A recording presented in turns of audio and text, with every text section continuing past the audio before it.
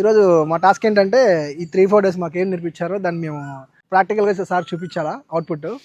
ISO, shutter speed, aperture గురించి plus grid lines గురించి, gimbal takings గురించి ఈరోజు మేము అవి అన్ని సార్కి చూపించి మా అవుట్పుట్ ఎలా వచ్చిందో మేము సార్కి చూపిస్తే దాన్ని బట్టి మాకు నెక్స్ట్ డే క్లాస్ అనేది ఎలా ఉంటుందో చూపిస్తాను. ఓకే గైస్, మనం వెళ్తాం మాట్లాడుకున్నాం. ఈరోజు మన క్లాస్ చాలా ఫన్నీగా ఉండొచ్చు. మోడల్స్ ఇప్పుడు రారులే, మోడల్స్ ఇప్పుడు ఎందుకు వస్తారా? మోడల్స్ టైం ఉంది, ఇంకా మనం ఏం వీక్ మోడల్స్ రాదానికి.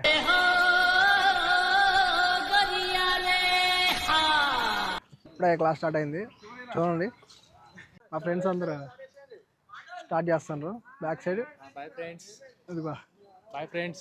ఇదొక హఠాత్ పరిణామం, ఎవరు ఊహించినటువంటి. మీకు వరంగల్ బాయ్ మీకు త్వరగా పరిచయం అవుతారు యూట్యూబ్లో. ఆగలేకపోతున్నాను సార్.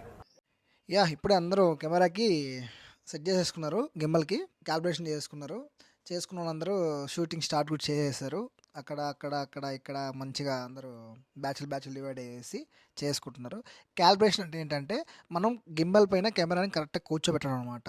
మనం కరెక్ట్గా కూర్చోబెడితే 90% మనం చేసే మిగతా 10% అది చేస్తుంది.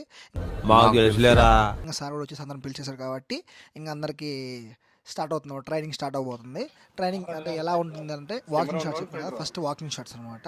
ఒక్కొక్క పర్సన్కి ఒక పర్సన్ అలర్ట్ చేస్తారు అనమాట. గిమ్మల్ పట్టుకొని నడిచేటప్పుడు ముందు ఆబ్జెక్ట్గా ఒక పర్సన్ ఉన్నారు కాబట్టి ఆ పర్సన్ నడిస్తే మనం కరెక్ట్గా గ్రిడ్ లైన్స్లో కరెక్ట్గా ఆ పర్సన్ చూసుకొని మనం వాకింగ్ షాట్స్ కరెక్ట్గా షూట్ చేయాలన్నమాట. ఓకే గాయస్, ఇంకేంటి మరి లేటు మొదలెడదామా? మంచి మ్యూజిక్ యాడ్ చేస్తా చూడండి, మీకు మంచి ఫీల్ రావడానికి.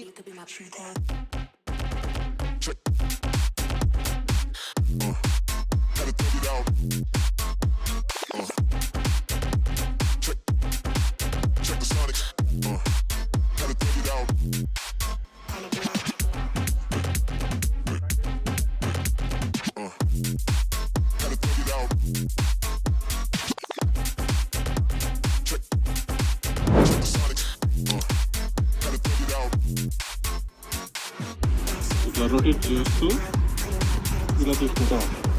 ఓకే,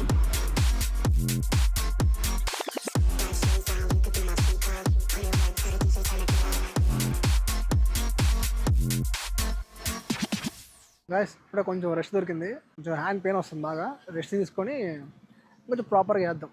గాయస్ మీకు అన్నీ నేను మొత్తం అప్డేట్ ఇస్తాను. అంటే నేను నేర్చుకునే ప్రతి ఒక్కరు కూడా మీకు ఫర్దర్గా వచ్చే వీడియోస్లో అన్నింటిలో పిన్ ఎక్స్ప్లెయిన్ చేస్తాను. అంటే గ్రిడ్ లైన్స్ ఎలా యూస్ చేయాలి, గ్రిడ్ లైన్స్ మనం ఎక్కడ వాడతాం, అంటే గ్రిడ్ లైన్స్ వల్ల మనకి యూస్ ఏంటి అనేది మొత్తం నేను చెప్తాను. ఈ 3 డేస్లో మేము నేర్చుకున్న క్లాస్ ఏంటంటే first of all gimbal assemble, dismantle, తర్వాత గ్రిడ్ లైన్స్, నెక్స్ట్ ఏంటంటే అపాచర్, ఐఎస్ఓ, షటర్ స్పీడ్, వీటి 3 గురించి తెలుసుకున్నాము. ఆ 3 కలిసి ఈరోజు అవుట్డోర్ వచ్చి ప్రాక్టీస్ చేస్తున్నాం. అంటే ఇండోర్ కన్నా అవుట్డోర్ కొంచెం మనకి క్లియర్గా ఉంటుంది కాబట్టి ప్రాక్టీస్ చేస్తున్నాం. మీకు ఏంటంటే నేను ఫస్ట్ ఆఫ్ ఆల్ ఈ క్లాసులు అయిపోయినాక మీకు అప్కమింగ్ వీడియోస్లో మొత్తం నేను సిరీస్ వైజ్ చేస్తాను మొత్తం వీడియోస్ అన్నీ. అంటే ఎలా యూస్ చేయాలి ఏంటనేది మొత్తం ప్రాపర్గా మీకు అప్డేట్ చేస్తాను. చెప్పాను కదా మన ఛానల్లో ఫోటోగ్రఫీ వీడియోస్ వస్తాయని. ప్రజెంట్ మన ఛానల్లో ఓన్లీ ఫ్యాషన్ వీడియోస్ వస్తున్నాయి, ముందు చూద్దాం అవి కూడా వస్తాయి మొత్తం. ఇంకా నెక్స్ట్ మళ్ళీ వచ్చే అప్కమింగ్ వీడియోస్లో చెప్తా ఉంటాను. ఖచ్చితంగా వీడియో లైక్ చేయండి, లైక్ చేసి కొంచెం షేర్ చేస్తూ ఉండండి.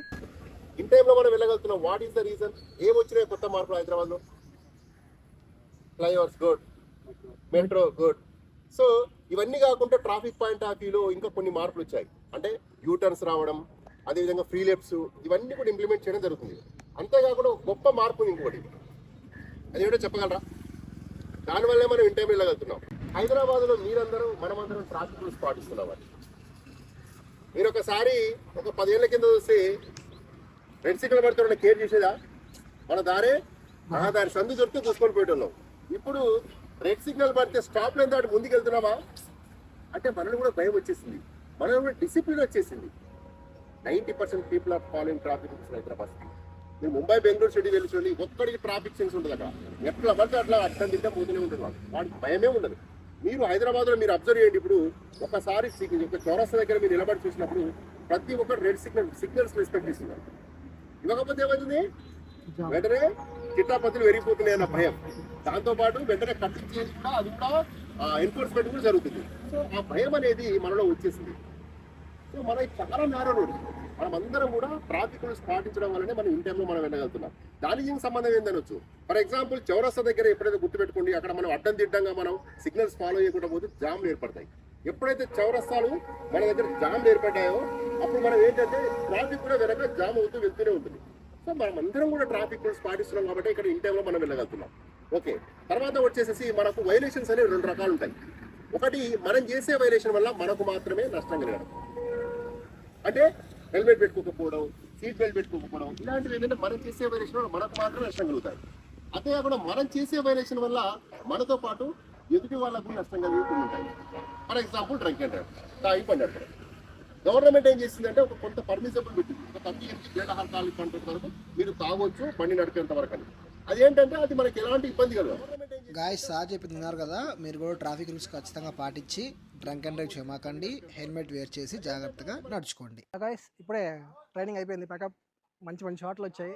ఒకటికి 2 టైమ్స్ కాదు 10-20 టైమ్స్ ప్రాక్టీస్ చేసాం. షార్ట్స్ మాత్రం పర్ఫెక్ట్గా వచ్చాయి. నేను షార్ట్స్ అన్ని వేస్తాను, నేను యూట్యూబ్లో వేస్తాను చూడండి, క్లిప్స్ కొన్ని యాడ్ చేస్తాను, తీసిన షార్ట్స్ కూడా కొన్ని తీసుకున్నా. అది కాపీ చేస్తే తీసుకుంటా, లేకపోతే మళ్ళీ ఎప్పుడైనా వేస్తాను, రీల్స్లోనే వేస్తాను. ఓకే గైస్, ఉంటా. ఈ వీడియో మీకు నచ్చినట్టయితే, చిన్న వీడియో బ్రో, రోజు చిన్న చిన్న మినీ వ్లాగ్స్ వస్తాయి నా దగ్గర నుంచి, ఎక్కువ లెంత్ ఉండవు, కంటెంట్ నచ్చమే ఉంటుంది. ఆ కంటెంట్ షూట్ చేసి మీకు అప్డేట్ చేస్తాను. ఓకే గైస్, ఈ వీడియో మీకు నచ్చినట్టయితే ఖచ్చితంగా లైక్ చేసి షేర్ చేసి ఈ వీడియో మీ ఫ్రెండ్స్తో షేర్ చేసుకోండి గైస్. అలాగే ఛానల్ సబ్స్క్రైబ్ చేసుకొని బెల్ ఐకాన్ ఆన్లో పెట్టుకుంటే ఫర్దర్గా వచ్చే వీడియోస్ అన్నీ మీకు అప్డేట్స్ వస్తాయి. Okay bye guys, thank you. You could be my true love.